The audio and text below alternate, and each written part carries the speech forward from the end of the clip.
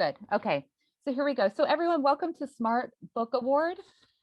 This award came about because the essence of Smart Festival and the foundation of Smart Festival really is all about building community. And we've done that here in the festival, but it's also important to network out and see what other communities are doing um, while we're all not only under lockdown, but the question is this the way things are going to go?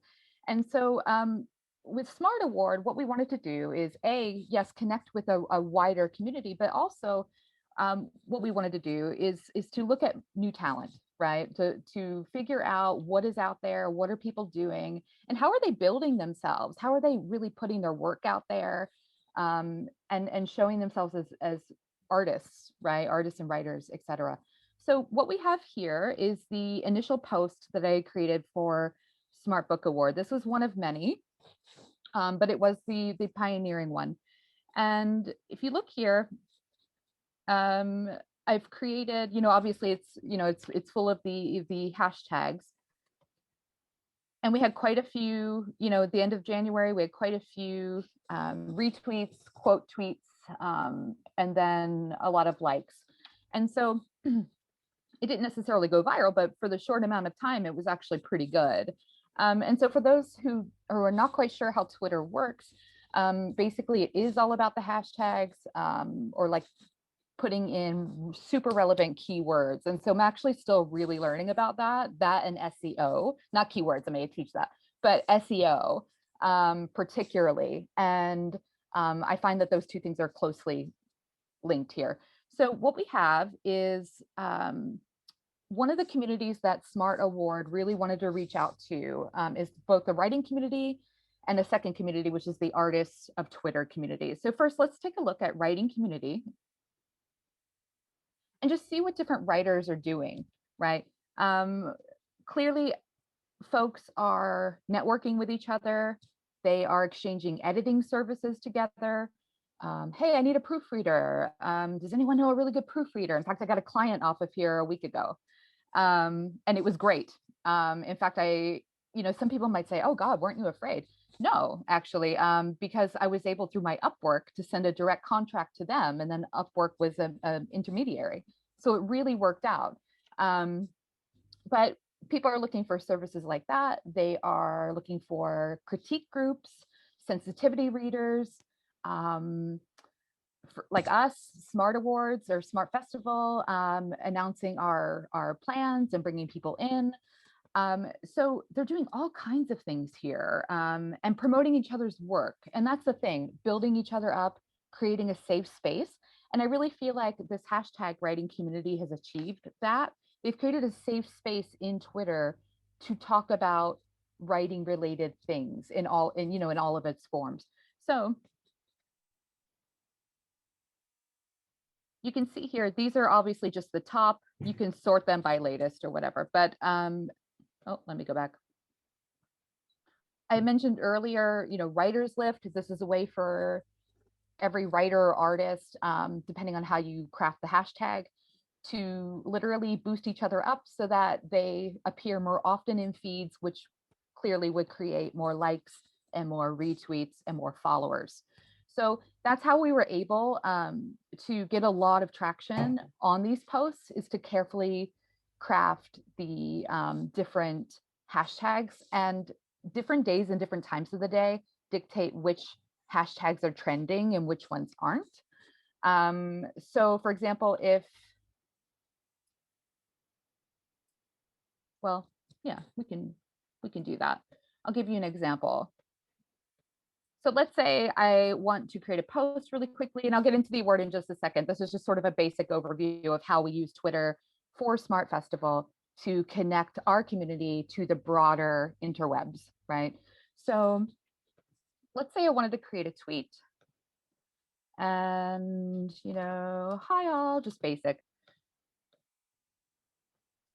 So right now, Writer's Life isn't doing anything. It's not trending, so to speak.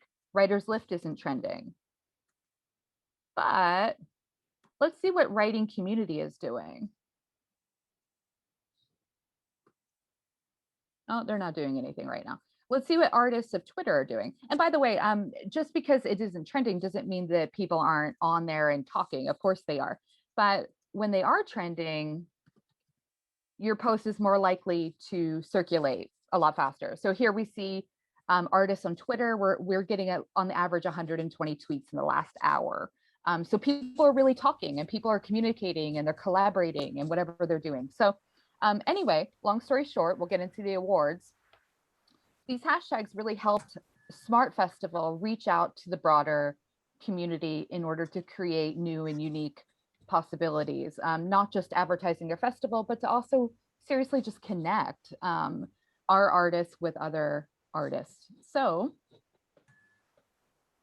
when I posted this at the end of January, we got a lot of entries. In fact, I did a count across all of the different posts, and I counted a total of 82 physical entries for the Smart Award.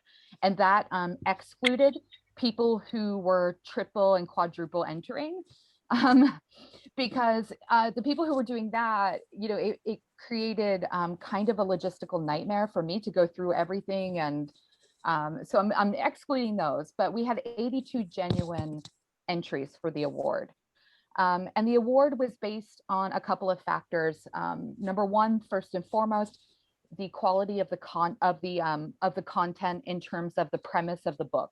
So clearly, I couldn't read through everything this amount of time, to read all their work. But what we based the Smart Award on was A, the person had to be either self-published or independently published, and B, that their premise had to be unique, something that really stood out and met the essence of Smart Festival.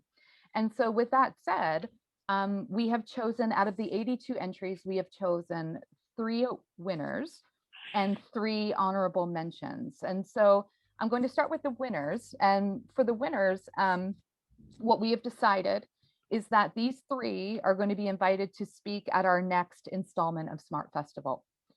We would like them to share their work with us, and to really connect with our community in a more direct and meaningful way. So let's start with them, and then we'll get into the 3 honorable mentions. So first, we have Chaos and Grime, A Year in the Life of a Chinese City by Jacob Acerby. And let's go to what this plot is about. Oh, well, first, actually, his bio. Jacob Acerby is an American biological scientist and bioethicist. His 2020 memoir about his life in the city of Wuhan, Chaos and Grime, A Year in the Life of a Chinese City, was banned by the Ministry of Foreign Affairs of the People's Republic of China immediately upon its release. The publication of the book, which explores cover-ups of crimes, among other subject matter, coincided with the Communist Party's and WHO's initial cover-up of the COVID-19 pandemic, which originated in Wuhan. So clearly that is what the book is about. And I think the subject of this memoir, and what he had to deal with in putting it out there, I think really not only was it unique, but it also, I think, probably exemplifies a lot of resilience on his part. So we are giving one of the 3 spots to appear at the next festival to Jacob Acerby. The second one is Simone Lefray and the Chocolatiers Ball. And this is by S.P. O'Farrell. And it says, the plot: Simone leads a double life. As a covert agent, she walks in the footprints of her spy mother, darting between the shadows. If she's not sleuthing, she's icing eclairs and dusting pastries in her father's patisserie. When a notorious thief returns to Paris, the patisserie is threatened, and Simone questions everything. She and her father must participate in the exclusive Chocolatiers Ball to redeem themselves and catch the thief. Simone's concealed life is crumbling. The shop hangs in the balance, and now she needs a ball gown. Life in a French patisserie may not be as sweet as she had thought. So S.P. O'Farrell actually has a book trailer, and I would like to just show that so you guys can take a look at what they've done with this particular book in terms of marketing and connecting to put their brand out there.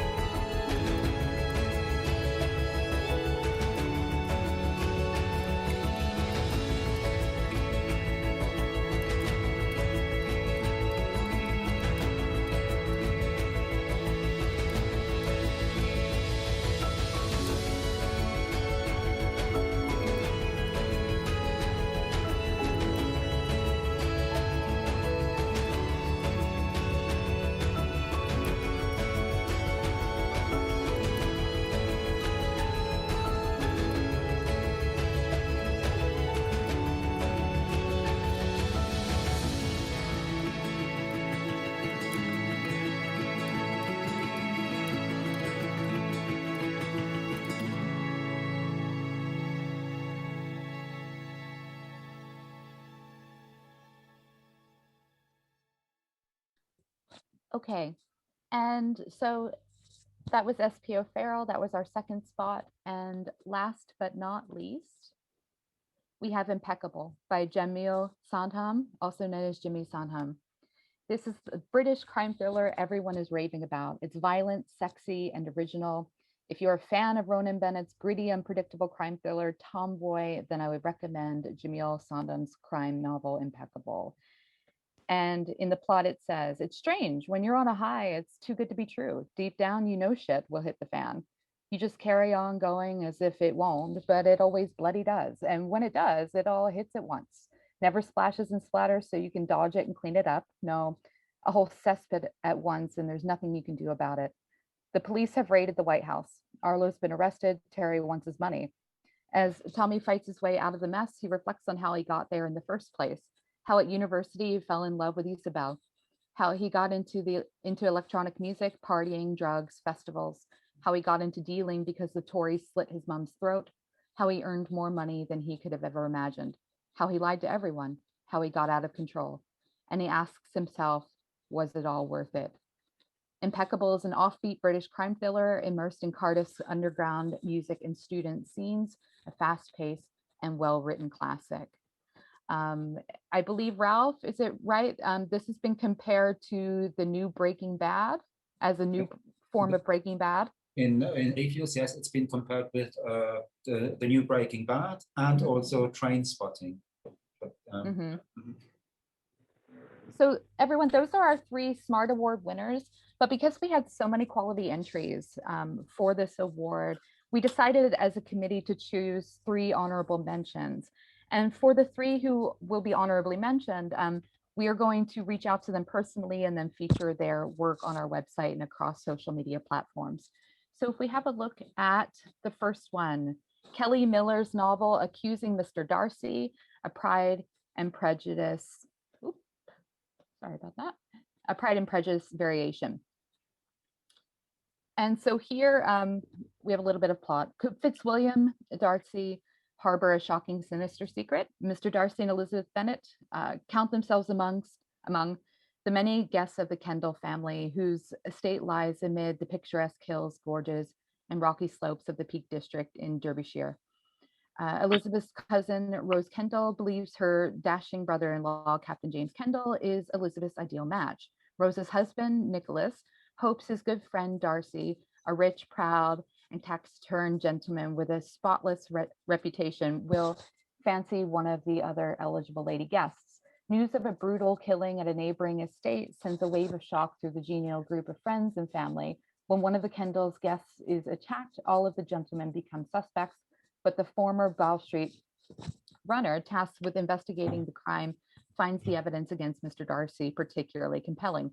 In this romantic mystery, the beloved couple from Jane Austen's Pride and Prejudice cross paths with a ruthless killer. When faced with dire warnings against Mr. Darcy, will Elizabeth heed them or follow the dictates of her heart? So that is that. And then we have our second runner-up. This one plays really well in my heart, and I think you'll all see why. This is Zintra Sullivan's novel, Murder They Wrote. And let's just take a look at this plot here, because I think Casale Flaminia residencies might find this interesting. When White Knight, one of the top publishing companies in the world, sets up a writing retreat for 6 of their best-selling mystery authors, it seems like a wonderful way to reward their biggest moneymakers. Paul Blake, Avery Baines, and Lily Starr have more accolades and awards than most authors combined. They're joined by Vincent Hawke, Rocco Staboli, and the new hotshot Jimmy Joyce Jr. And within hours, cracks begin to appear. Meanwhile, dead bodies start piling up, and the writers themselves become suspects in a real-life murder mystery. They all write about gruesome murders, but does that mean any of them is actually capable of it themselves? There were 6 in the bed when the little one said, "You're dead." So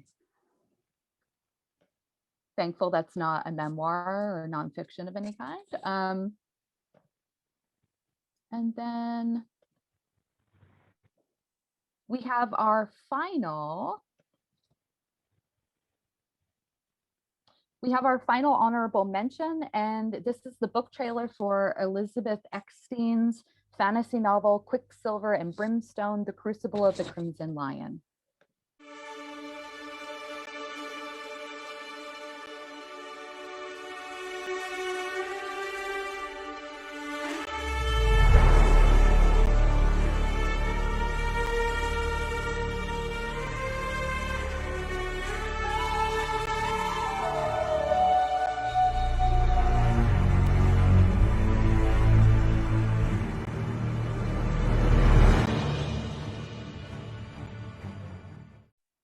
Okay, and those are our 3 winners and 3 honorable mentions. You're simply